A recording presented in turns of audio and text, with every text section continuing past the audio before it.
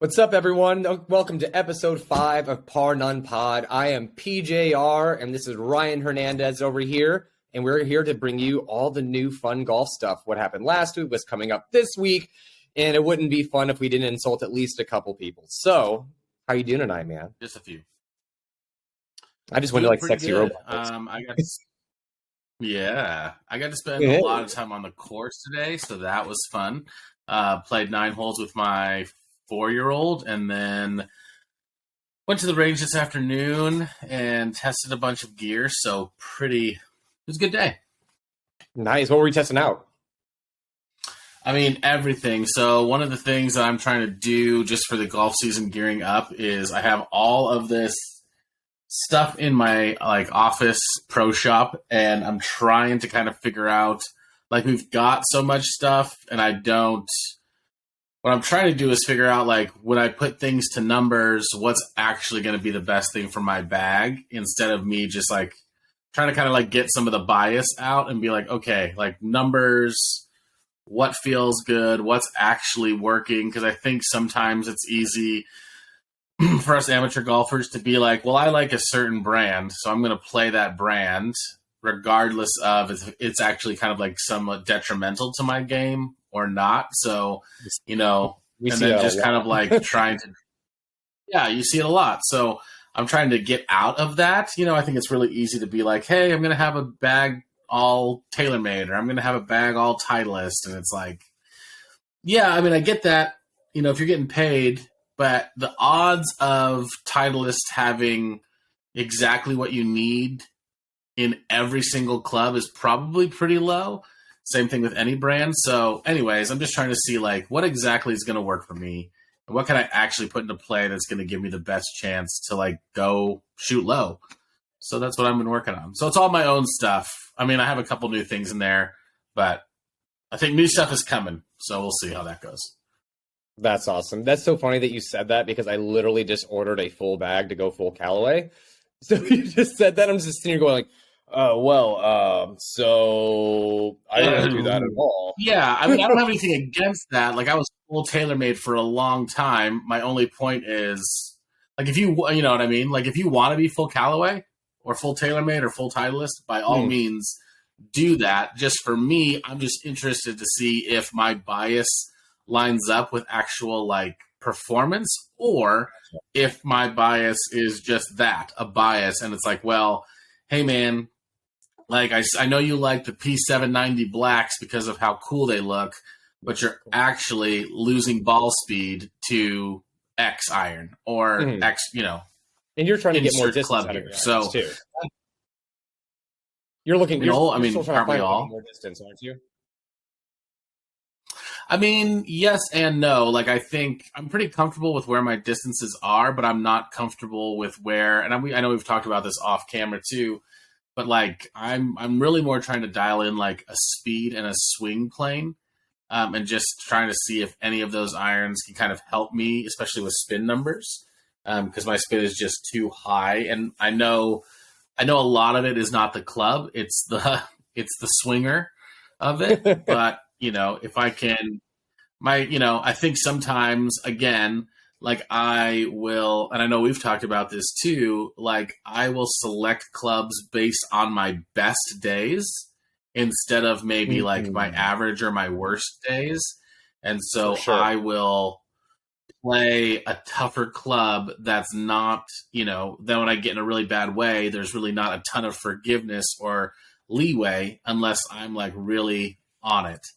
And I just don't have a repeatable enough game, I think, to play some of those things anymore, just because, I've gained a little weight. I've lost a little flexibility, which I'm trying to work on.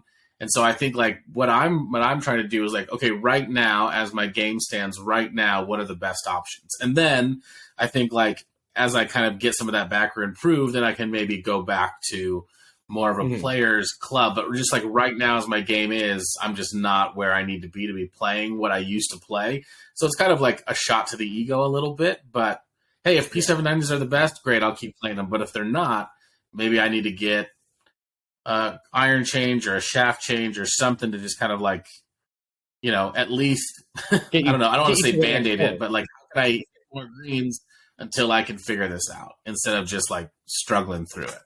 Yeah. So for me, I've been kind of working in the opposite direction. I when I took the job with Curated originally a couple of years ago, I was playing Apex combo set, the 19s, Apexes, then Apex Pros, and I went to the Apex 21s, and I went to the Apex 21 Pros, and then from there I went to the Rogue ST Pros, and then so before all of this, I was always playing forged clubs. Just I never played a whole lot of technology. I'm going to be honest with you. I grew up playing golf with, we've said it before, the Persimmon Woods, the old clubs, and technology, I think it is very beneficial to people that need that extra help. And I'm not speaking out of hubris here.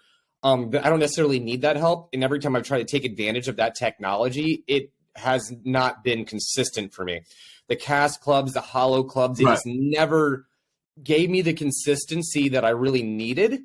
When I was hitting them great, they were fan-freaking-tastic. Don't get me wrong. Like, they go a mile and all, but there were variables there. Like I like my misses to be within 5 yards of each other, not potentially 15. That's something that I was struggling with a lot of these irons, is my misses would get away from me a lot more than a forged club would. And it could be just in my head. It absolutely could be. But golf is played between your ears anyway, so who the hell knows? So what I recently did is I went from the Rogue ST Pros, and then I went to the Mizuno Pro 223s, which are great, and I loved them. But I found out in doing that, and after talking to a buddy of mine, that maybe like a muscle back isn't the best idea for me, because I'm more of a sweeper and where the center of gravity is. So I'm going more to a tour cavity back. So the irons that I order are the Callaway TCBs, the irons that Rom plays and Xander plays, which are great irons. So, but I'm not gonna lie, part of me is very intimidated by them. I went a little heavier in the shaft to drop down the spin rate, because I know they're going to want to spin a little bit more, and their lofts are actually 2 degrees weaker than what I'm playing right now. Now, I generate plenty enough speed that it's not an issue for me. So I might need to bend it a degree strong, especially with the spin rates and everything. I might have to tinker with them a little bit. But I'm kind of going in the other direction right now, because I found myself, when I tried to get into the more forgiving clubs and the longer clubs, the hot faces and all this technology, that it's great, but I would just be more and more inconsistent on my bad days, where if I'm having a bad day with the forged face or the pros, like, okay, well, I may not be hitting greens, but I'm landing it short of the green. It usually flutters out to the right a little bit. It just spins too much on me. It spins too much on me, then it lands short, and I'm pitching up. Like that one conversation we had. I can play when I'm short, but when I miss one with a hot face, and next thing you know, it's like, oh, it wasn't a hook an extra 5 yards, or it's going to slice an extra 5 yards. Well, now instead of being in the front right of the green or maybe in the bunker, I'm looking at that tree next to the green going, please hit that so it doesn't go out of bounds. So I'm kind of going in the other direction with it as well. And I also ordered I went triple diamond in the fairway wood. I had to. Love it. It just sets up behind the ball so well. So I'm actually going to loft that 3 wood to a 4 wood. Then I got the 18-degree hybrid. I'm going to loft that to a 19-degree. And I actually went into the A wedge with the irons. Nice. So I did not get a 50-degree wedge like a Jaws Raw. I went to the A wedge and the TCBs. Then I'm doing the 54 and 58 Jaws Raw wedges, and I got the plasma finish on them this time. And then I got the Odyssey. Yeah, they're just so freaking gorgeous. It's still wrapped up. Are you kidding me? Still wrapped up, brand new, baby. That's not even right. And then I went to the Odyssey 7 dB double bend putter, 33 inches. Got that red shaft in it, which I love so much. But I went to a little bit more face balance, because I have a habit. I don't have much of an arc in my swing or my putting stroke. I actually, my miss with my putt, it's a swipe. So I figured with the more of a face balance putter, that is going to help negate that swipe a little bit when that is my miss.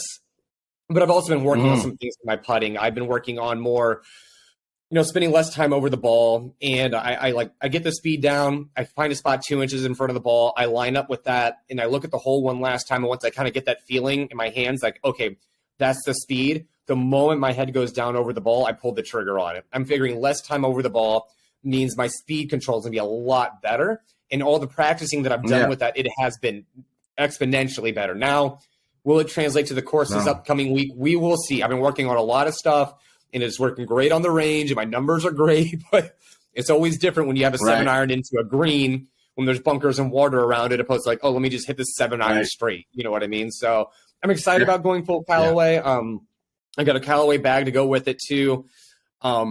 I'm excited about playing more of a tour level iron again. It's scary. I went 115 grams in the shaft, so I went a little bit heavier. Still the IOs, because I like the way the IOs feel. They don't feel too rigid to me.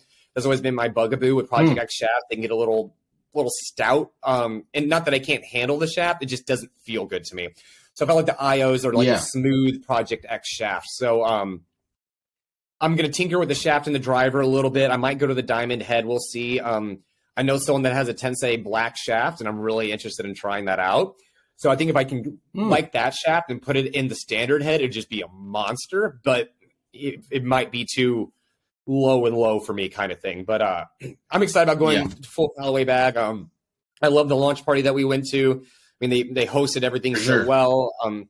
I've been back and forth with them in Mizuno for a few years now, and I've had more success playing Callaway than I have any other brand. I think I just need to commit to something, especially with me getting into like amateur events and everything again. I need to go with what I think feels and works right for me. And I think going full Callaway is definitely the right step. And having consistency, because once these clubs are my bag, there's nothing else. I'm done.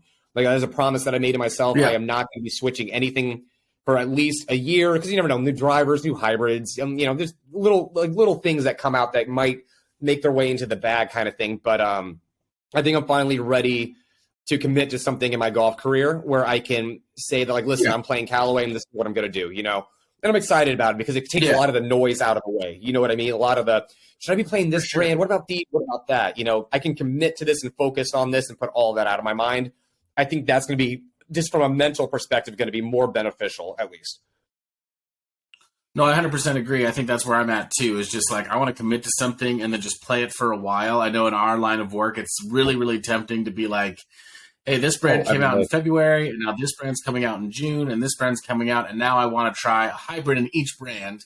And then it's almost like decision paralysis, when it's like, I don't know if you've ever done this, but like, you're going to buy a new car and you end up looking at 12 cars, and now you like little bits of every car, but no car has everything. Or same thing with houses. We did that one year.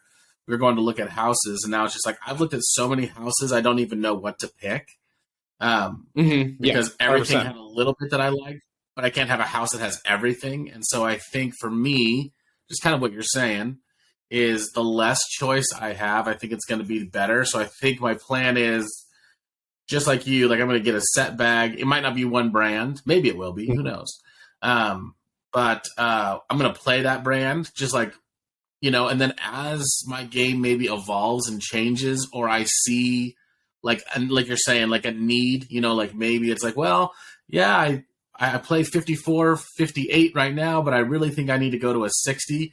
Then it's just like, okay, I'm going to look at 60-degree wedges and really kind of work and see what I want to add to the bag, instead of just being like, well, I just need to buy something just to buy it. Or I just need to, like, I got this club from this company, so I'm just going to put it in there.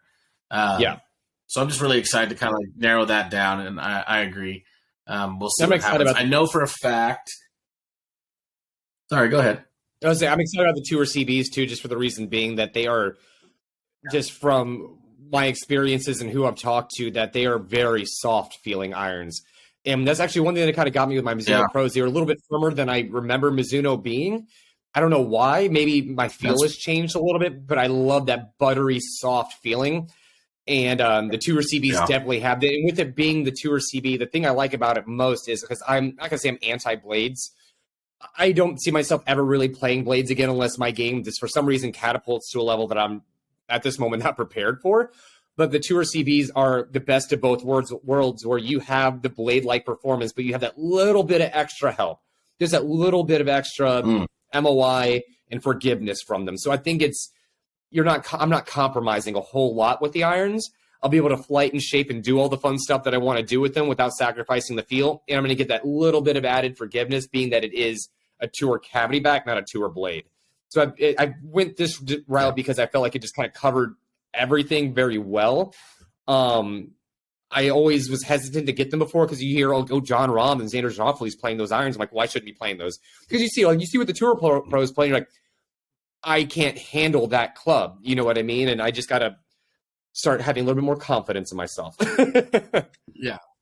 Or you're like, the 15 handicap that sees John Rahm play those, be like, I'm going to play the TCBs, and it's like, okay, let's pump the brakes. You Slow don't down need a those little either. But fun, So, interesting I think, conversation I think the other way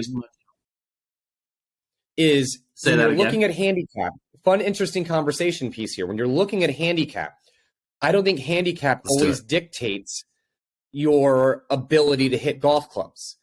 Where are you losing strokes? Yeah. You could be a 15 handicap, but it could be because you can't hit your driver or shit, or you three putt a lot, or you can't hit greens, or maybe you hit your driver very well. It doesn't mean that your handicap is reflective of the clubs that you should be playing. If you have the Right. ability to hit the center of the face every time, well, all of a sudden that opens up a lot more doors to the type of irons that you should be playing. So someone like me, it's arguable that if you put me in a hotter face in something that gets a little bit, you hit that has a lot of ball speed to it, yeah, that's great. But my misses with them is going to be more. So you could make a point that my handicap could go up with an iron that isn't going to be, that my misses won't be as tight with. You know what I mean? Yeah. Yeah. So a handicap is not always indicative of the clubs you should be playing. I think it should come down to ball striking ability and where you're finding the face. Now, if you're missing all over the face, then absolutely not. But if you're hitting the center every time, it could just be bad course management. It could be 3 bad holes. How many times I've gone out and shot 82, but I had 3 bad holes, birdies and pars Sure. and everything Me else. I too. just had 3 blow-up holes. Yeah. It Yeah. has nothing to do with the ball striking ability. It has everything to do with the fact that I hit 2 really stupid shots on the same hole. You know what I mean? So there are little nuances here to the game. And once I kind of started looking at like, okay, where am I losing strokes? Why am I shooting the scores that I'm scoring? It was never my ball striking. It was never because I was striking the ball poorly. It was because, okay, well, you had the hooks one day, or that one par 5, you hit 2 in the freaking trees. You know what I mean? Like all of a sudden my handicap skyrockets because of just little moments on the course, and it's not necessarily reflective of me as a golfer. So that's something to definitely, especially going into our fittings, that's something that we need to be a little bit more conscientious of. Like, okay, you're shooting 86. Where are you losing the most strokes? Why are you shooting 86? Right. Are you missing greens? Are you hitting it out of bounds? Are you 3-putting? Are you terrible out of the bunker? Like, there's other variables here that I think I may have overlooked previously that I'm going to start kind of hitting home a little bit more. I love that. I really do. Yeah. Because I think you're spot on. I think a lot of times we judge handicaps as a holistic, like, well, this sounds bad. If you're 15, you suck no matter what. It's like, no, actually, I'm a pretty good iron player, but I'm hitting 3 off the tee every time. Yeah, exactly. Or vice versa. Like I smack at 320 down the middle of the fairway, and I go chunk, chunk, chunk, and it's a double bogey, even though I'm down the middle every time. Yeah. So I think, there's more to it than just the handicap being reflective of it. And I think that's something that's not talked about enough. But I've recently just come across this information. I'm excited to put it to work too. For sure. That's a great point. Speaking of Callaway, Paradigm again wins the tour. Chris Kirk, and I know you have a lot of feelings about Chris Kirk. Honda Classic, obviously traditionally has been a pretty strong field. 2015, right? One of the strongest, if not the strongest non-major field in golf. And then because of some schedule changes, it happens now between Riviera Genesis, which is Tiger's event, and Arnie's event, which is Bay Hill, and then Players Championship. So it kind of fits into this really weird kind of like starts the Florida swing. Yeah, but guys are taking it off because they have like big tournament break, big tournament, big tournament. And so it's really now become one of the weaker fields in golf, so much so that Honda's kind of pulling their sponsorship after 42 years after, they just finished up. So, obviously huge win for Chris. I know it kind of gets overshadowed by how weak the field is, but I know you want to talk about it, so I won't talk about it a lot, but he's got a really cool story that kind of led him back to winning. So I'll let you go from there because I know you really want to go with it. Well, first off, the Honda thing, it's going to be a different place on the schedule next year. Did you watch the interview with Jack? Yeah. Okay, it's going to be in a different place on the schedule next year. Oh, you did not? Okay, so there's going to be a different place because I think he wants a stronger field there. And there's just schedule changes coming up in the next year or so with the PGA Tour, and rightfully so with elevated events. You got to find the right balance. From my understanding is I'm not 100% sure Honda's going to pull out. I believe they're going to try to find a way to make it happen next year if they can position the tournament at a better time and give it a better field. So we will see going forward with that. It is a shame to see it have a little bit of a weaker field, but I want to defend the weaker fields here, and for good reason. There are so many storylines on the PGA Tour that go overlooked because you're so focused on the stars, and rightfully so. I mean, Rahm tearing it up. Yeah. Scheffler winning Waste Management again. Rory was number one in the world. He's anti-live going in that whole direction. You know what I mean? We have people on tour like Ricky trying to win again. You know, you have JT trying to get in the winner's circle. That's not a major, which is kind of funny to me. I mean, there's so many big names doing so many things. You have Homa coming up, which is great. All of this is great for golf. But I think it does overshadow people like Chris Kirk. And Chris Kirk was somebody who was hot on the PGA Tour. He had, I think this was his 7th tour win. He played in a President's Cup.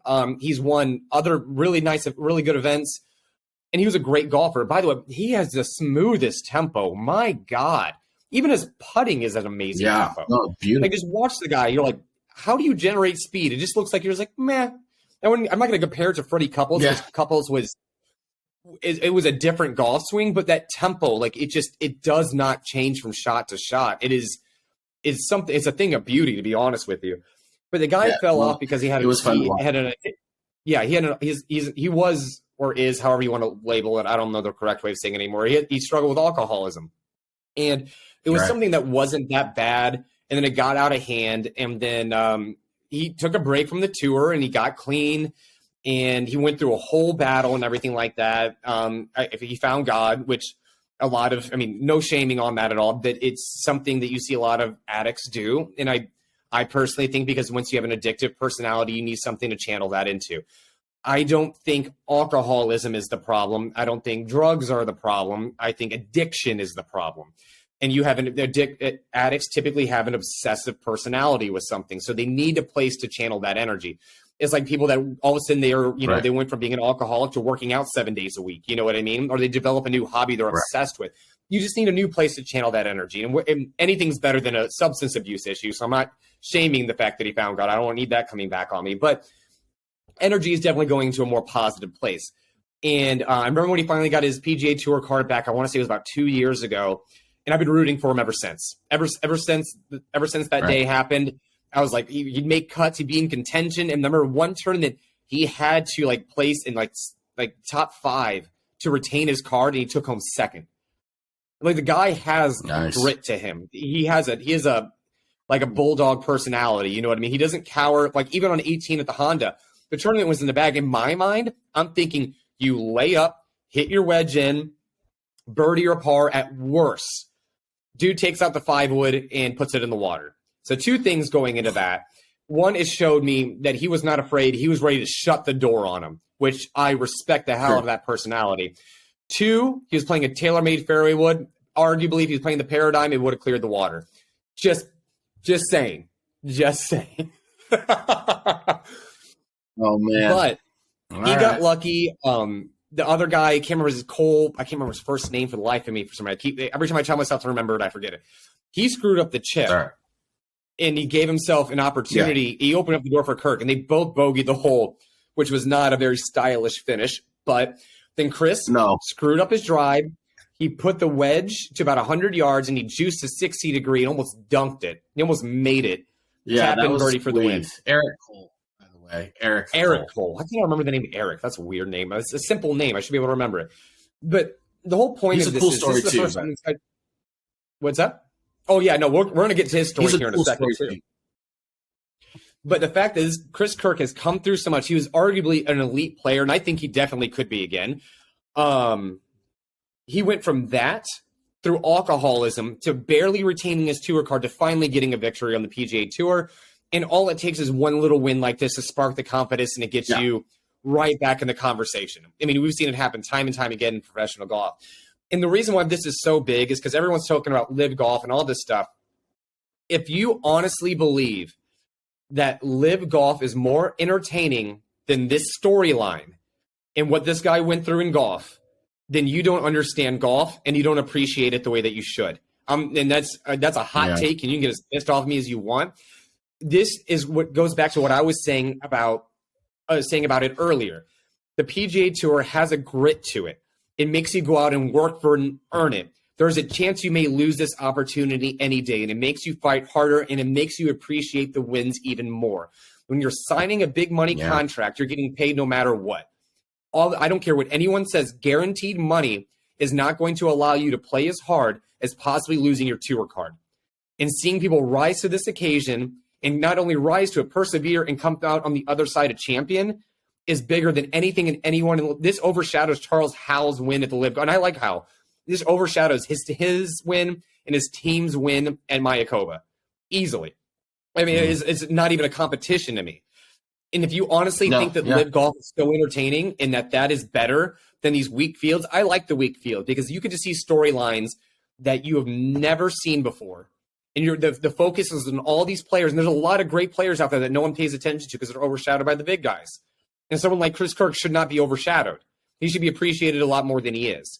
And giving these lower events, if you want to even call them that, you're giving the opportunity for these guys to really make something of themselves, and it opens the door for them to get the wins and secure their tour card, which nobody's really talked about that balance. So you have these weaker fields. You're giving these guys a bigger opportunity to go out there and win top 5 and do these things and secure a tour card.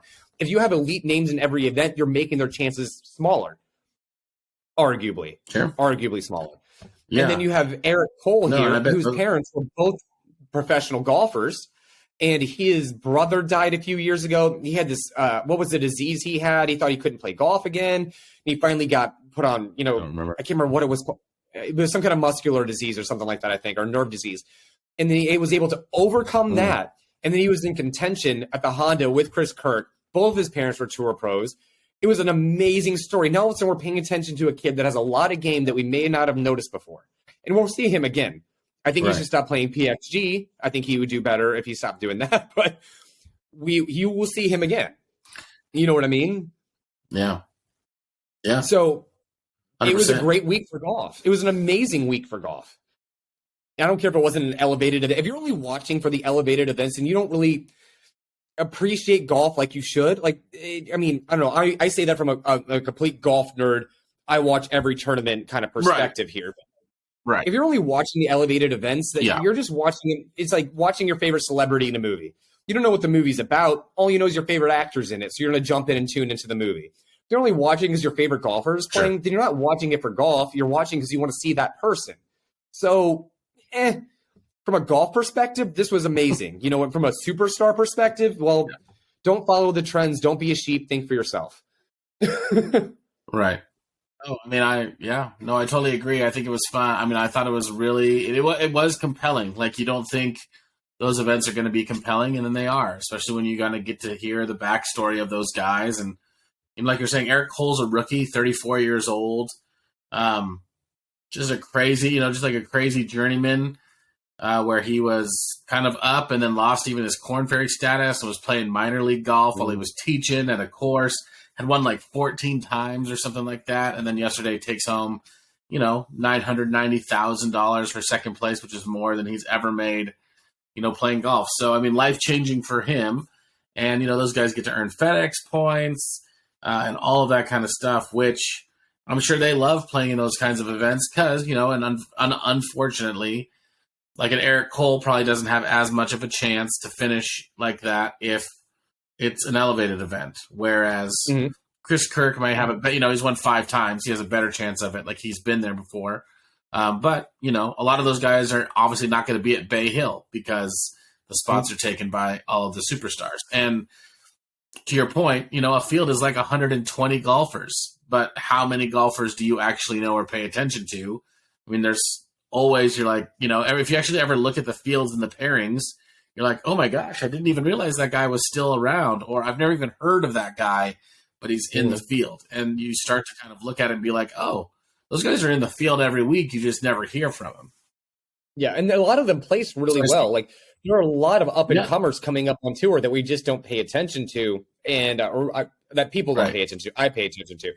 And this is the first time Chris Kirk gets to go back to the Masters in 7 years. Like, that's awesome. Like, that's a life-changing experience for him to be ranked 47th in the world now and going back to the Masters. That's a big deal. That's a really big deal. You know what I mean? Especially for somebody like him and everything that he's gone through.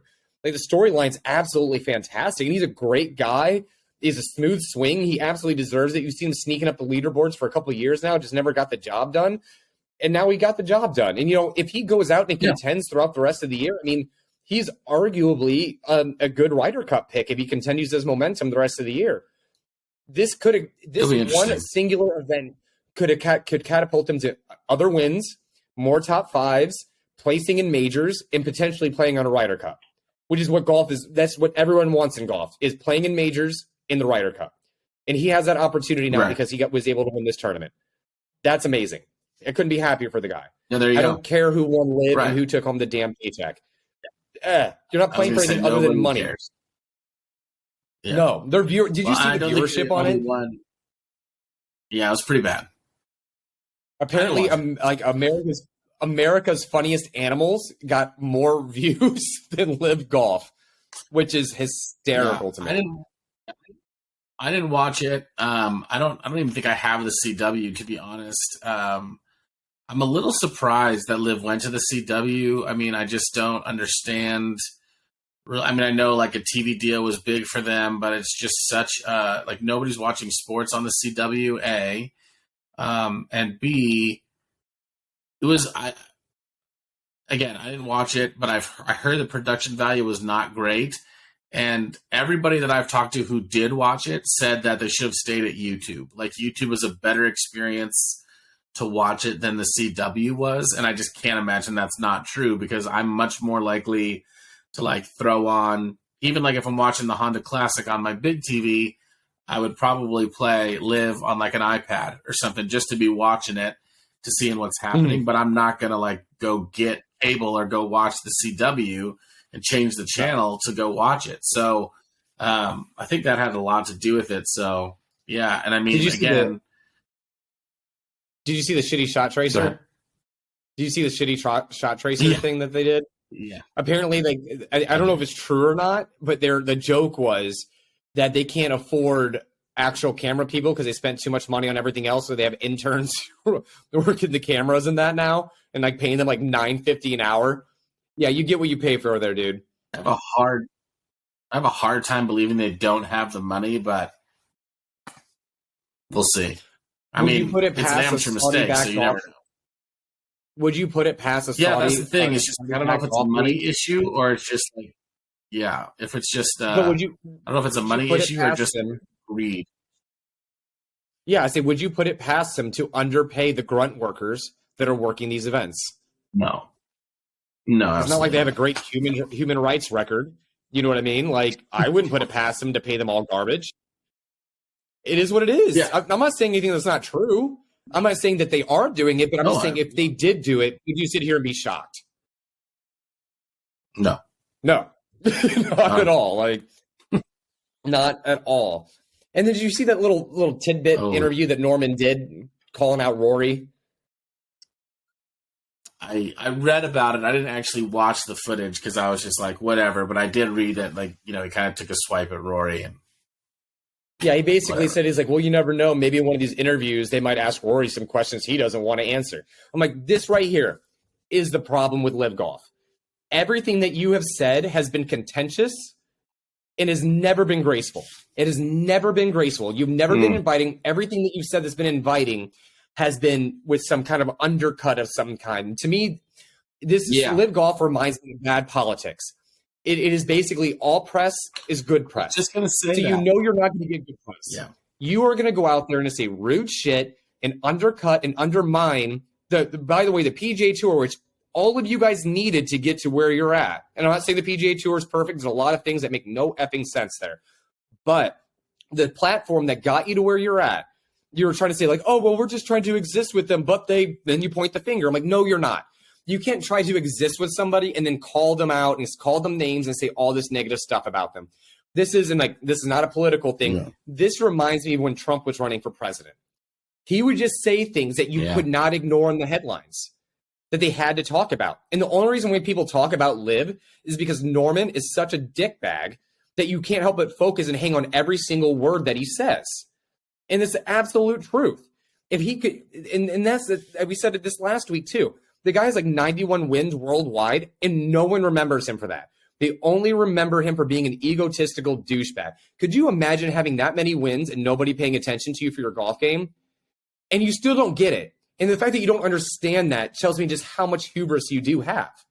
And I'm not disrespecting his golf game. He's an amazing golfer back in the day, but no one remembers him for that. Everyone remembers him being a total douchebag. And he's still a douchebag, and he's still acting like one. He's a grown child. You know what I mean? He should run for president, honestly, because people would eat it up. It is ridiculous to me. That's not what golf is supposed to be about. They're turning golf into a celebrity popularity contest. There's no integrity in what you're doing. It is literally a bunch of guys. It's like getting a bunch of different groups of guys that go on golf trips and having them compete against each other. That's what it is. Now they have matching jerseys and stuff like that too. It's getting a little weird. Yeah. Yeah, no, I'm not going to call Greg Norman names in case, we ever become friends, but I will say that I think at at the heart of some of it, like what Phil was saying about, hey, like there's money that the PGA Tour could be giving to players that they're not giving. They're hiding money. They're kind of keeping money. And that actually turned out to be true. And we see that because now all of a sudden, because of what Phil said and because that live exists, the PGA Tour and Jay Monahan has found money now that they can all of a sudden pay these enormous purses. They can elevate these events. They can up the PIP. So there was some truth to what, like Phil, obviously, like the reason things are happening, regardless of what you think about Phil, in my opinion, were true. And so he kind of brought that to light, not in the most graceful or, best way. So I think there was like a little bit to it at first. And then when Liv was kind of picking off some of these bigger, more popular names, like Dustin Johnson or Sergio, guys that that are, just in the vernacular of golf, it was like, oh man, like how many of these guys are they going to be able to take? And then once that kind of died down and this season came about, I agree. It seems like maybe like the coolest scramble you've ever been to. It's like if you get to go to a celebrity scramble and there's all these people that you used to look up to, you're like, oh, there's that person. Like we're all here to have fun. It really doesn't make any difference. It's like the nicest charity event you've ever been to, basically, in that they've gotten all these big names to show up and they're just playing this hit and giggle where they spray champagne over themselves every single time, which I don't understand either.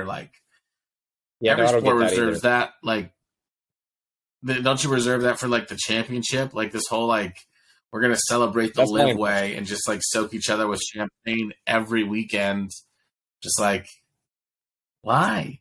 I get doing it after the first one and maybe at the very end, but yeah. Have you thought that maybe this is a conspiracy theorist one by the way for you, that maybe this was all intentional to get golf more in the public eye? Think of it this way. Golf during COVID blew up bigger than it's probably ever been as far as the golf industry goes. Yeah. Economy is shaky. So we just happen to have Full Swing and Live Golf. So now golf is on Netflix.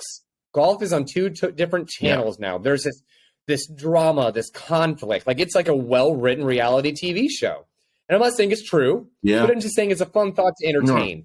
Is it possible that this was by design in general for golf to be more in the public eye and be the center of attention for everybody all the time now? Because people now are involved in golf that were never involved in golf purely because of the drama in it.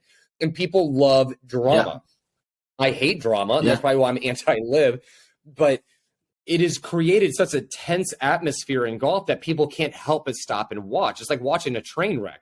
You're not happy that it's happening, but you got to keep your eyes on it. You're like, you got to see it. You know what I mean? So a part of me does think that it was partial. It was kind of by design. You almost got Tiger and Phil really pitted against each other now. It's almost like the matches they set up against each other didn't go over as well as they wanted them to. So now all of a sudden we have Tiger over here and Phil over here. Then you got the grumpy grandpa Greg Norman doing all this dumb stuff over here. And then now you have the PGL coming up as well. So we're going to have a winter golf simulator arena experience right here.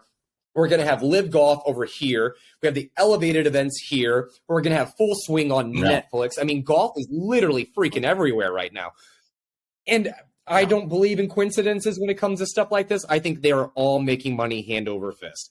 Because I'm a big believer in, if you really want to know the truth of things, follow the money. Always follow the money.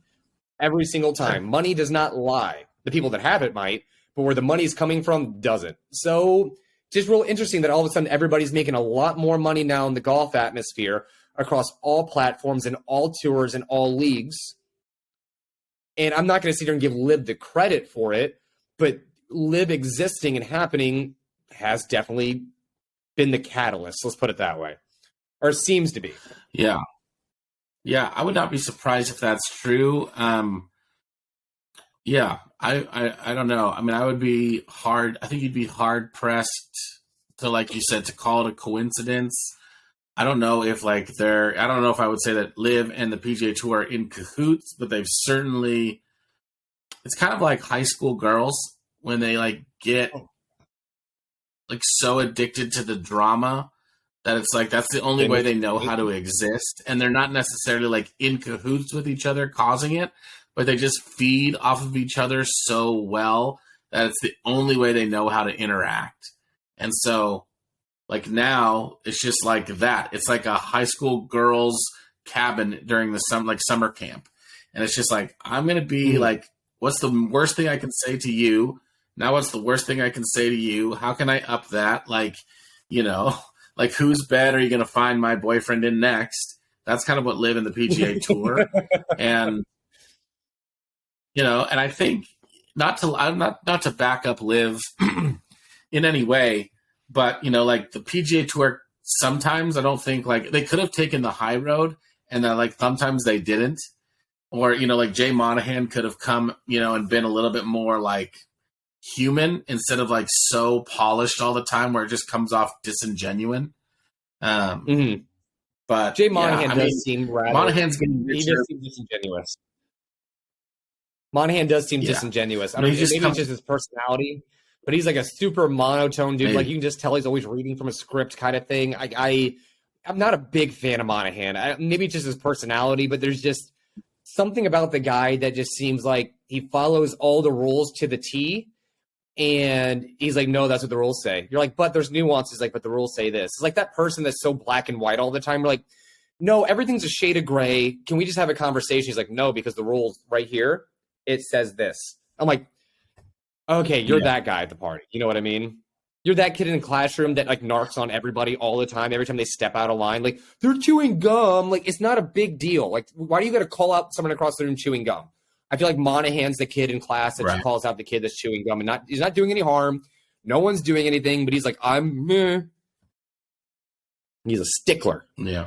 Well, I think that's true. I mean, I've definitely gotten that vibe from just kind of the whole operation of the PGA Tour, not just Monahan, but like that whole thing. I mean, they are putting together a compelling product, so I stay tuned.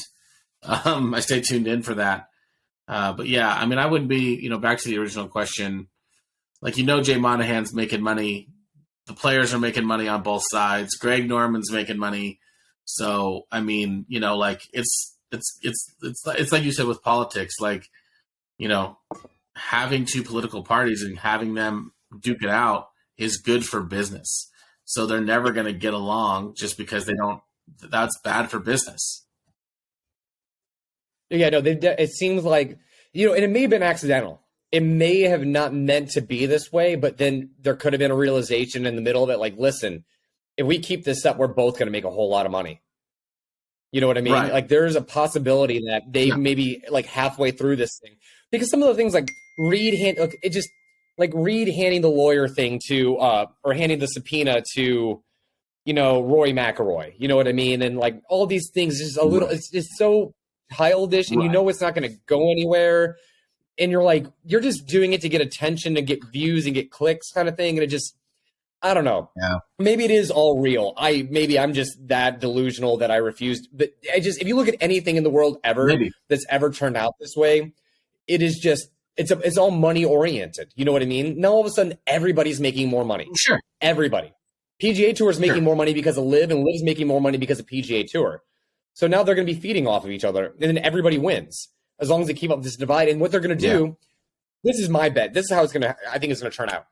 I don't really think they're going to necessarily coexist. I think the majors will allow them, and I think because they've already come out and said that. I don't think the smaller events like the Players and that will. But I do see when people stop caring about the LIV and PGA Tour, we are going to get a LIV versus the PGA Tour. That will happen one day, but I think it's going to wait for the hype to go down. I think it's going to wait for everything to start leveling out, and they're going to look for a new boost. LIV versus the PGA Tour. Yeah. And then there's going to be drama. There's going to be like, whose side are you on? Then it's going to be really choosing sides. You know what I mean? Oh my gosh. Ding, ding, ding. Yeah, silence one time. My bad. Yeah, or I can't wait for LIV to start their own, like, this whole evening golf, this Monday night golf event is going to start with Tiger and Roy. PGL. Oh, the PGL or whatever. No, I'm saying the TGL. Then LIV will. I can't wait for LIV to maybe start their own version of that, where it's like Dustin and Koepka or Bryson, some of these bigger names show up in the evening to do something. It'll just keep going. It'll just keep going because, I mean, the Saudis obviously, like you're saying. I know we've been going on this for quite a while, so. This will be my last point, but just like the business model doesn't make sense to make money. Like, and you saw that report that came out. Like, not only did they not make profit, they didn't make revenue. Like, they didn't generate revenue last year, and so like that's not a business model for success. And but the Saudis have so there's got to be something else there. There's got to be something else there, and so. It'll be interesting to see in the coming, like, maybe months or years when it kind of is like stuff comes out about who, a little bit of the seedy underbelly of this whole thing. Like, did Monahan really, like, were him and Norman in on it the whole time? And this is all just like a big golf soap opera, or, was Netflix or whoever, like, kind of pulling both strings a little bit and are poking the bear. So it'll be interesting to see how I don't see LIV. I was gonna say I don't see LIV lasting, but I don't really know. It seems like the Saudis have no end to their amount of money they can back this with, so it seems like it could keep going. But I agree. I don't know if it'll ever just challenge anything because, and I know we've talked about this a lot privately, is just there's no leg. They're not playing for anything. There's nothing at the end of that tunnel or at the end of that season. There is no majors to go win, so nothing about their season changes. There's no like interest. There's nothing interesting. It's just like you're going to go out and play this event. Somebody's going to win a boatload of cash, which I get the draw of that. But yeah, they're just. It was cool the first year because it was new, and now they're not playing for anything, and it's just kind of like. You already got paid up front, so there's like nothing even. You're not even like sweating it out, or anything like that. So I've already lost interest. My thing with this, and the reason why I have been anti-LIV is because I feel like it's taking attention off of it's putting attention on the wrong things, and we're not paying attention to people like Chris Kirk. We're not paying attention to these awesome storylines. We aren't, golf. To me, was like one of the last pure sports. The NFL has so much drama. The NBA has so much drama. Like all these sports have these. It's almost like a reality show anymore. And the one thing I always loved about golf is it wasn't that. You go out there, you play golf, low score wins. You know what I mean? And I always enjoyed that. There was no drama. There's no bickering. I mean, some people like Sergio, but he cries over everything. But like, it's just one of those things that it was. The drama was because of the storylines. The drama was because of someone accomplishing something or someone getting a bad break or maybe a bad rules call or something like that. But it was never because the players are going after each other. You know what I mean? And I guess it sells. You know what I mean? And I wouldn't say I understand the appeal because this speaks to the human condition in a way to me that it's really concerning that we'd much rather have a tense atmosphere and drama and people bickering and fighting and pointing fingers and screaming at each other rather than just enjoying the product. And the product itself now is just creating tension. And then it puts us in a state of tension and it becomes divisive. And then people don't have conversations anymore. They just argue and yell at each other. And just, I feel like we're feeding the wrong wolf right now. And that's just my own personal philosophy on life. I don't like division. I think if you choose a side, by choosing a side, you're contributing to division. And that goes politics, religion, across the board. If you are hard set on one side, you are choosing division because you're looking at the other side and going, no, you're wrong. And that's not okay to me. You know what I mean? There's so many people on this planet. We're all going to have different points of view. We're always going to do things our own way. But if we're constantly looking at other people, telling them that they're wrong, you're this way, you're that way, or this, or you don't understand this, or you're just not educated, or you didn't go to college, like all of that stuff, it's just, we're not growing as a society this way. You know what I mean? We're just dividing us even more and more and more. Now it's PGA and LIV. I don't even say I'm anti-LIV. I'm just, I don't like what LIV has done to the golf atmosphere. It's not LIV itself. It's not their product itself that bothers me. It is the impact that LIV has had on golf as far as the drama goes. Now, the impact that it's had on these players making more money, I do like, and maybe it's a necessary evil. Only time will tell. But for me personally, I just don't like the attention the negative attention it has brought to golf, and like unearthing drama and dirt on people in lawsuits. I'm like, you don't understand. Like, this could potentially ruin people's lives. And offer this product that you believe in so much, you're willing to drag everyone under the bus so you win. Like, I don't like it either way. I don't think the PGA should do it to LIV, and I don't think LIV should do it to PGA Tour. So that's where I've always kind of been on this. It's not their product. It's the animosity, the name calling, the childish crap. You know what I mean? It's what it is. And Norman, like I've said, he's a man-child, and he always has been one. And what better face for LIV Golf than someone to stir up a bunch of shit than him? You know what I mean? Nobody could do it better than him. Nobody could do this job better than him. Yeah. You're right. So now that we're done with LIV, like a bitch about him all night. All right. Yeah. We have another elevated event. Yeah, I was going to say, we could go Bay Hill. I'm excited. I love Arnie's Bay Hill. One of my place. favorite tournaments. Yeah. One of my favorite memories is watching Tiger make that putt on 18 like 2 times for the win. We've seen Rory make it from a similar spot from the win. You saw Frankie or Molinari, for people that don't know who I'm talking about. He did it too. It always has the good kind of drama there. It's a tough course. Arnold doesn't pull any punches on the golf course. It is a wonderful venue. I have a soft spot in my heart for everything Arnold Palmer has ever done. And we have a great field, and we have a lot of big names in it, and it's hard to pick just one. Yeah, no, I agree. It's, it was one of those tournaments that you look. I mean, as a kid, I know, again, golf nerd, but it was one of those hey, when does Bay Hill come? When does Bay Hill come? You had Bay Hill, you had the Memorial, you had the Players Championship. Those are all ones that one you got excited about because you knew that Tiger was going to play in the big ones for sure. So, I mean, I love Bay Hill. I mean, obviously, it's a shame that Arnie's no longer here, but it's always just fun to watch this one for sure. So, and the elevated event makes it even. I mean, obviously, it was. Go ahead. Oh, good. No, sorry. I was asking you who do you have to win it? No. What's your prediction? I mean, I know, we were talking about before we recorded, it's so hard to bet. It seems like you have to take John Rahm or Scotty Scheffler just in every tournament. Because it just seems like those two guys are just always there. I mean, Scotty's the defending champion, won here last year. John is just tearing through everything. I don't know how much more he can actually win. It just kind of seems... I mean, I don't know. It's so hard to pick one guy. I really don't know. I don't know if I have one. I'm gonna go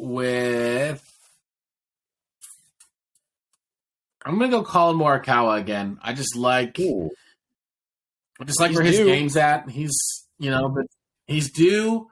He's due, and he's been finishing really, really well lately. So he was up there last week. He's been up there a couple times this season, and I just think he's due. So I'm going to go Colin Morikawa. I also love Colin. So, who's your sleeper pick? What's that? Who's your sleeper pick? Joel Damon. Oh, I love Joel Damon. I've been on the Joel Damon train since his episode of Full Swing, and so I don't really have a good reason why, except gosh darn it, that guy, I think I identify with him so much, just as far as we both have a lot of negative self-talk when it comes to our golf game. And so, I don't know. He's just like you just want that dude to succeed. You just like saw his story, and man, I just really want to see him do well. So I'm going Joel Damon. So statistically, Rahm, it's hard to not pick him. So let's go excluding the obvious here. Who's your number one pick? Because I think it's so easy just to jump on the Rahm or Scheffler defending. Scheffler defending 2 tournaments would be freaking cool. Don't get me wrong. I really like, I feel like this is a place Rory has won before. He's due. He's playing well. I think going somewhere where he's won before he's deadly in a place where he's won before. He's shown historically when he wins at a course, he can win there and play well there again. So I feel like I pick Rory almost every week now. One of these times I'll be right. So I really like him. You have to hit it eventually. Yeah, this isn't my sleeper pick, but my backup to Rory. I like Xander. I think he is due for a big win. He has not had one. He is a Callaway Paradigm guy, so you got to pick the Paradigm players here because that seems to be a freaking constant. 6 out of 8 wins. How do you not put money on it at this point? My sleeper pick, man, I just had it and I lost it. Oh God, I have a couple. I have a couple. Right out the gate, Keith Mitchell. He's been playing arguably some of the best, or probably the best golf of his life so far this year. He is. Yeah. He's due. It's a Florida course, and he's won. His last one was in Florida at the Honda. I could see him being in the conversation for sure. But other than him, I gotta say I like Cameron Young as well, though. He's been sneaky. If he can make some putts, Cameron Young, he is due for a win, and I think he's going to have his first one on a big stage.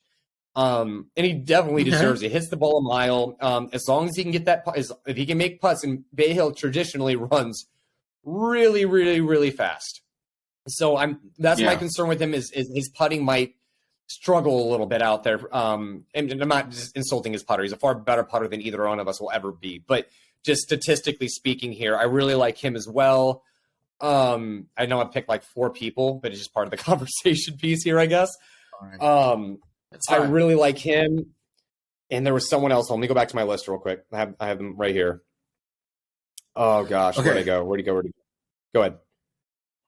I have a question for you, or I have a conversation thing that I want to touch on about this, but you finish your thought. Last pick. I picked this is my 5th pick. My last pick, Terrell Hatton. He's won here before. He's been playing well. Ooh. I like him here. I like him at this golf course in particular. So I want to say Terrell Hatton. Okay, I like that. Course experience has a lot to do with this course. I like it. I have to ask you this. What is happening? So I was looking at the betting odds for this. Do you know who the worst odds for this tournament is? I'd probably tell you. Well, I can tell you. I know the answer. I was just going to see if you wanted to give us. Francesco Molinari. What happened to Molinari? Like, what is going on? Like, it wasn't that long ago that he was dueling Tiger at the British Open and Masters. Like, he was there, he was winning, and then all of a sudden he's just like nosedived. I think he choked at the Masters and it got in his head. Really? I'm going to be real honest with you. I think it was his mental game that got in the way, not his lack of ability. He choked at the Masters. You could see the devastation on his face. Ever since that tournament, he has completely fallen off. Yeah, it's just been like crazy. It's the only logical reason that I can possibly come up with. You know what I mean? I'm not saying it is the reason, but to me, it's the only thing that makes sense. Yeah. You've seen it happen to people in the tour a lot. We keep talking at the same time. Yeah. You've seen it happen a lot on the PGA Tour, though. Somebody chokes and then they can't come back. Do you know who I want to win this tournament, though? Who I like my number one want pick is? I want Ricky to win it. He's been playing well. Yeah, Ricky. Winning an Arnie event at Bay Hill would be the most fitting comeback victory ever. That would just Be Be awesome. amazing. That would be the best win. The best possible result would be Ricky Fowler winning. Yeah, I would be fine with that. Or Jason Day, I think would be a huge victory. That'd for be cool. Jason I want Ricky Day. to do it more though. Yeah, no, I think Ricky would be cool here for sure. But yeah, I mean, I would love if Jason Day's in the mix. I'm going to be excited about it, just because that dude is, same thing with Ricky, just like top of his game, kind of the same as Francesco, unfortunately.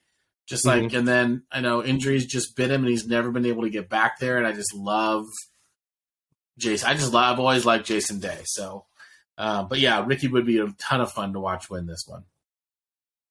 Oh, for sure. I'm excited to watch. I think it's also this just the line. Sure. Oh yeah, I think it's just the lines, the parallels between Ricky and Arnold. I think that's what would make it so much more special. You know what I mean? There always seemed to be like a connection between the two of them as far as their personalities, how they carry themselves, how they are with the fans, and everything like that. I know Ricky's a huge fan of Arnold Palmer too, and he's always represented him very well. So I would love to see that line up for him, and I think it would also just inspire him even more. I think a victory is going to inspire him either way, but winning at Bay Hill at Arnie's event, Ricky Fowler winning at Arnie's event would be the most inspiring win for him. Yeah, and he's a good wind player. I mean, I think Florida's really windy. Yeah, and keep in mind, Florida's been very windy this year. It's going to be windy out there, and he's traditionally a good wind player. I mean, this was also a few years ago when he was at the top of his game, but he's traditionally played very, very well in the wind. So there's another reason why I kind of like the European guys here, someone like Rory or someone like Terrell, who typically play better in the wind because that's the type of golf they grew up playing. So I kind of like a European guy this week. Well, and Molinari's won this event. He won this in 2019, which is wild. I'm starting to think that he may have had an injury too. I can't remember. I feel like he had a back injury or something like that too. Not positive. I mean, I think if he did, they didn't talk about it because I don't know if I've heard it talked about. It's entirely possible, but yeah, man, what a crazy story. Because he's like the least odds to win. It's just wild. Dude, that's a British Open. I know. Wild. He kind of reminds me like a Justin Rose. He peaked when he was older, then kind of just fell off. Yeah. Although Rose has got to win this year, so you never know. All right, before we go, I got to ask. So for those of you who don't know, we both work for a company called Curated, and every year their top experts get invited to a summit in Arizona where all the vendors show up and we get to test all the new equipment and hang out with them and go to Top Golf. And it's really good for bonding. It's really good for testing all the products, even though I've already had my hands on everything already. But it's just cool and fun to really talk to the reps and get the brand knowledge. And at the PGA show, it was great to test everything, but it wasn't a very personal experience. But knowing that they're there for us and that we're going to have as many, the clinics are specifically for us, and Bettinardi's going to be there. So we get to meet them and talk with them and really pick their brain a little bit more than we do during our brand training or going to the PGA Tour or something like that. So it's a very fun time. We were both there last year. You were there last year, right? Yeah. Oh, yeah. We were both there last year. It was a great time. I didn't get to enjoy it as much just because I was filming content the entire time. But this year I actually get the full experience, and I'm really, really excited to play in the tournament and everything like that. It's going to be a Scramble format. I don't know if you knew that or not. It's going to be a Scramble this year. Yeah. I saw the groups. I can't remember who you're playing with. I know I'm playing with some people that I'm not overly familiar with. I'm playing with a Tour Edge rep, Jimmy Silverman, and Michael Clayton. Maybe? I don't know. That could change, though. I think the group's too special. Is that a movie? I don't know. I have no idea. I don't know who I'm playing with. I played with Mark Carter from TaylorMade last year, who was just phenomenal, like treated us well. He was like so easygoing and relaxed. We had a blast just kind of shooting around with him. Weather was horrible, so you didn't miss a ton. I think... Yeah, it was not a Scramble format. We all played our own ball last year, but we played like 4-ball, best ball score. It was wild. Like, I think on the front nine, I don't know. I remember I played like on the front nine, it was so cold. I think I shot like a 43. I remember one par 5 where the ball did not get off the ground. And then in the back nine, I went 2 under with bogey free 2 under. So it's I love just like, golf. okay, whatever. Whatever. Yeah. Yeah. So I got to ask you, So what is the weather much better? I got to ask you, what is the number one thing you're most excited to try that you've not tried yet? Titleist for sure. They weren't there last year, and so we've brought Titleist on as a partner. I know you know that, but for those of you who don't know, and so I'm really excited to just kind of pick their brain a little bit and just kind of, get hit, like all the Scotty lineup, and then, like the TSR, which I've hit like once, but, really kind of dig into all four of them and get to just kind of, really feel that out and take some time with it. I mean, obviously they always put together a great product, and they're kind of, I don't want to say they're like a ghost spray, they just always seem to be very like selective about who they do business with, or will kind of, be willing to kind of come out. So I feel like it's a really cool thing that they're going to be there. So Titleist definitely has to be at the top of that list for me. Awesome. What about you? Well, I mean, I've already hit everything, so I'm excited to hang out with the Strixon guys again because they're just super cool. And I love the new irons. Their new blades were great. I'm actually more excited about testing the products that I would not play. Like some of the game improvement stuff and stuff like that. I'm actually really interested in the Tour Edge line because that's something I rarely get my hands on. And I feel like if I can get them in my hands and really tinker with them, I would be able to sell those clubs because they're at a great price point. So Tour Edge for sure. Isn't Wilson going to be there this year? Yeah, Tour Edge will be there. Wilson will be there. I think even Styx and Robin will be there. Robin is fantastic. They're amazing. Robin is freaking amazing. Wilson, I want to try really Wilson too, because it's another brand I rarely get my hands on. The new driver and their irons as well. I really want to. I'm anxious to try the things that are at good price points for beginner golfers or intermediate golfers. I really feel like testing those clubs out is more beneficial than testing out the clubs that I would hit. And plus, I've already tested out the clubs that I would hit. So I really want to dive into some of the game improvement stuff and really, figure out what's best for people at what price points and et cetera. It sounds weird that I'm excited to hit game improvement irons, but I love hitting them because I hit the shit out of them. Sure. There's nothing like hitting it like a Cleveland XL launcher and just nuking it. So, which, by the way, last year was like one of my favorite irons to hit because they were so damn easy to hit.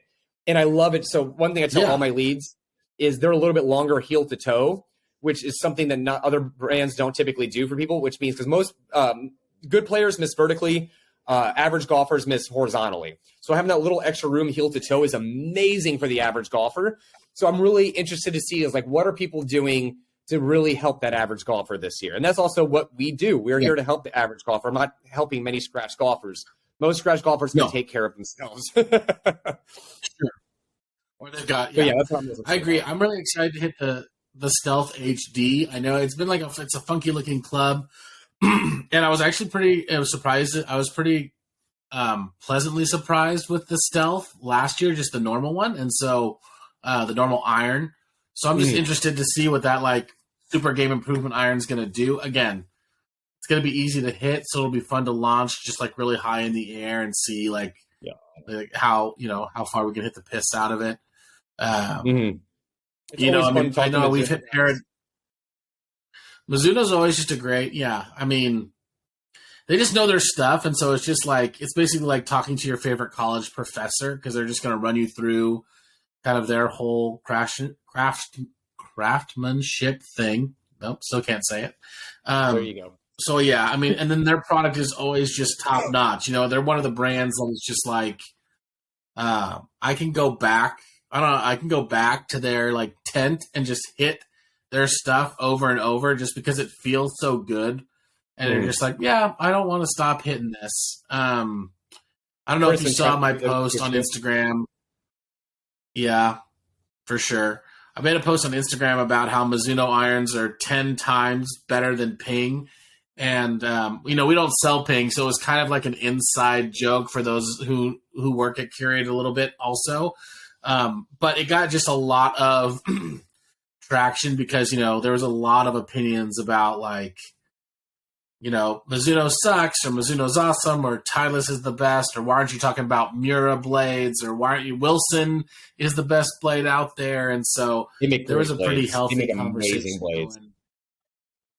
Yeah. Wilson makes amazing blades. Mura does too, but Mura is just so, I don't know, prestigious that it's not really part of the conversation. And nothing is probably really 10 times better. It is just come on. Don't take it literally. Like, what? Like, where do you go? Why are you going to social media to take things super literally like that? Like, that doesn't make sense. Is Mizuno better than Ping? I will die on that hill. Absolutely. But is it 10 times? No, I agree. Probably not. It is. No. Maybe 5 times. Well, 3 to 5 times. Maybe. That'll be my next post. Mizuno is 3 to 5 times better than so-and-so. But yeah, no, I'm excited for the summit.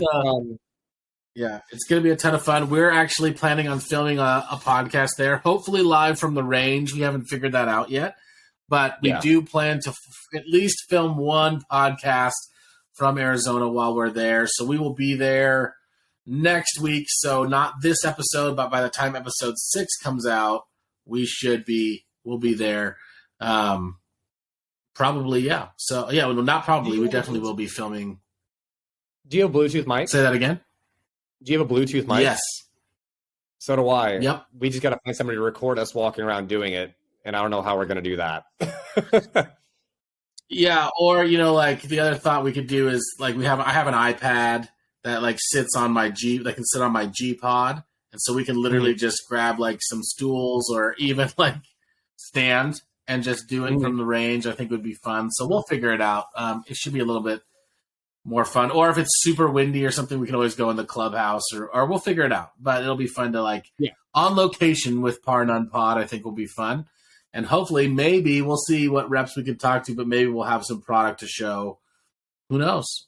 Special guests. You just never know with us. Lot of potential there for us for sure. But yeah, no, Summit's going to be great. Callaway, like they take great care of us there. We do the Top Golf night with them there.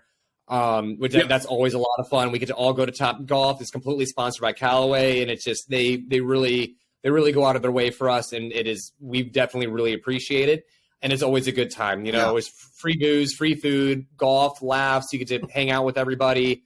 It's just a great time. So if anyone is listening to this that is participating in the summit or is hosting the summit with us, we do appreciate you. I'm looking forward to hanging out with all of you. I'm looking forward to hitting golf balls with you, playing golf, and just shooting the shit and meeting the reps and all of that. And to all the reps that are going to be there for every brand manufacturer. I know Curated is very grateful for it, but us experts are probably more grateful for it because this is like a fun little holiday for us. And it doesn't go unnoticed. And it really inspires us to work harder and to really start pushing golf clubs a little bit more and pushing all of their products more, especially going into golf season. Like, it's the perfect time of the year to host the summit because coming back from this, I don't know about you, but I was like at a 5-month high after the summit. So it's very appreciated from Curated to the brand, to the vendors and manufacturers, to Top Golf, to everybody. Thank you so much. And thank you, Curated, for letting us do this and hosting all of your top experts. It's very much appreciated. And Ryan and I love you so much. No, 100%. Yeah, we absolutely do. And I think one of the best things is just, I'll end on this, is just how open the brands are to not only have like being with us, because we really do try to be one of what I feel is like the few unbiased golf brands or businesses out there. And they're cool with it. Like, they know we're there to hit everybody's stuff. And so they don't shy away from that or try to kind of like, one up or do anything with another brand. They're just there to present their product, and they don't have a problem that, Titleist doesn't have an issue that we're going to go hit Mizuno or that we're going to hit TaylorMade, and TaylorMade is okay with us hitting Callaway, and Wilson's okay with us hitting Tour Edge. I mean, it's just like they all work so well together. It's just a phenomenal experience to watch, all of those guys just be there and be willing to kind of participate. So we're excited. Sure. Can't wait. It's a great thing to be a part of for sure. So thank you, everyone, for tuning in tonight or tomorrow. What, Wednesday? It's Monday. Sorry, I forgot what day it was. Yeah, it'll be Wednesday when you hear this for sure. But for everyone watching, thank you so much. If you're on YouTube, please leave a comment, a like, subscribe. If you're listening to us, please leave us a 5-star. That's how we get noticed. Comments, likes, shares, everything. Any way you can participate in this, let us know. We've been getting a lot of requests for people to come onto the show, and we have taken notice of it. We are trying to lay down our own personal groundwork first. We're trying to get at least 6 or at least 7 episodes in before we start hosting guests. And then, because most podcasts don't make it past seven episodes. Most podcasts don't make it past 7 episodes. So we're really just trying to lay down our own groundwork, feel like that we actually have a consistent product, if you want to call it that, to give you. And then we're going to start bringing other people on and talking to them about what they do in the golf industry. And maybe we'll work our way up to some really, really big names in the future. But obviously your support and anything that you can do for us in the meantime is going to get us there faster. So any likes, shares, 5 stars, comments, it's only going to help us get to the really cool interviews and all the really fun stuff in the future. So we're very grateful for everybody that's tuned in so far. Sponsor the Par None Pod? Be happy to do that too. Yeah, we'll take products, love to sponsor. Yeah, we like free stuff and we like money. That's why we're doing this, not for golf. All right, everybody. I want to be famous. No, we don't. Exactly. All right, sending our love. Thank you again, everybody. Deuces. See you next week.